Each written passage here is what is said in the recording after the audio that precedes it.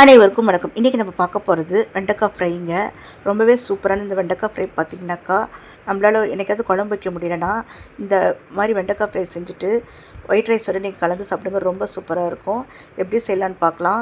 3 table spoon வறுத்த வேர்க்கடலை, 1 teaspoon Kashmiri chilli, 1/2 teaspoon மல்லித்தூள், 1/4 டீஸ்பூன் ஜீரகத்தூள், 1/2 டீஸ்பூன் கறி மசாலா பொடி, 4 பல் பூண்டு தோல் உரிக்காத பூண்டு சேர்த்துட்டு இதை அரைச்சி பவுடர் அரைச்சி எடுத்துக்கலாம். ஒரு கடாயில் தாராளமாக 6 டேபிள் ஸ்பூன் எண்ணெய் ஊற்றுங்க.